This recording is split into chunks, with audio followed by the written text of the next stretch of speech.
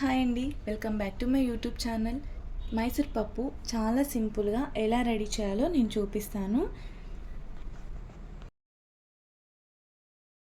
First అయితే curry bowl తీసుకుందాము. అందులో ఆయిల్ వేసుకుందామండి. ఆయిల్ హీట్ అయ్యాక 4-5 వెల్లుల్లి రెబ్బలు, కట్ చేసిన ఎండుమిర్చి కూడా వేసుకుందామండి. నెక్స్ట్ అయితే తాలింపు గింజల్ని కూడా యాడ్ చేద్దాము. ఇక్కడ నాకు తాలింపు గింజల్లో జీలకర్ర సరిపోలే కాబట్టి నేను కొంచెం జీలకర్రని కూడా యాడ్ చేశానండి. ఇదంతా అయితే ఒకసారి కలిపేసుకుందాము.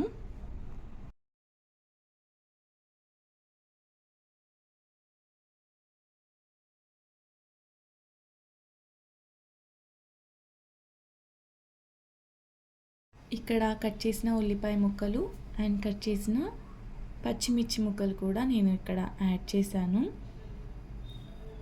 ఈ ఉల్లిపాయ ముక్కలు పచ్చిమిర్చి కూడా కొంచెం ఫ్రై అవ్వాలి. ఉల్లిపాయ ముక్కలు కొంచెం ఎర్రగా అయ్యేంత వరకు కూడా మనం ఫ్రై చేసుకుందాము.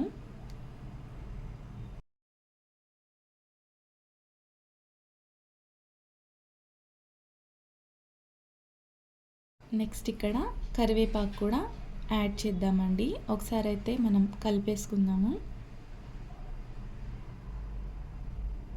నెక్స్ట్ అయితే అల్లం వెల్లుల్లి పేస్ట్ 1 టేబుల్ స్పూన్ కూడా వేసానండి. ఇది కూడా ఒకసారి కలిపేసుకుందాము. ఈ అల్లం వెల్లుల్లి పేస్ట్ లైట్గా ఫ్రై అవ్వాలి.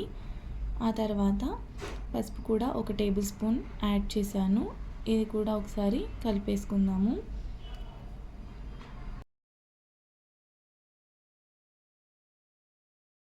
నెక్స్ట్ అయితే టమాటా ముక్కల్ని ఇందులో వేసానండి. ఒకసారి అయితే కలుపుకున్నాను.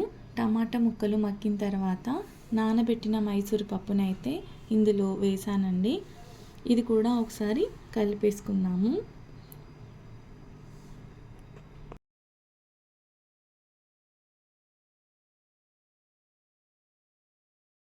రుచికి తగినంత సాల్ట్ని అయితే వేసానండి.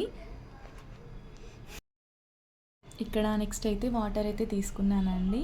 1 కప్ మైసూర్ పప్పు అయితే ఒక 4 కప్స్ వాటర్ని అయితే నేను తీసుకున్నాను. మీకు కావాలంటే 5 కప్స్ కూడా పెట్టుకోవచ్చు. పప్పు ఉడకాలి కాబట్టి. నెక్స్ట్ అయితే మూత పెట్టేసి తీసిన తర్వాత పప్పు అయితే ఉడికిపోయిందండి. తగినంత కారంని కూడా నేను ఇందులో వేసాను.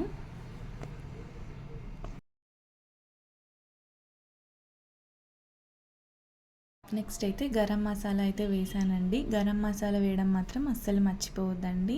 Thank you so much. ఈ వీడియో మీకు నచ్చినట్లయితే లైక్ చేయండి, షేర్ చేయండి, కామెంట్ చేయండి.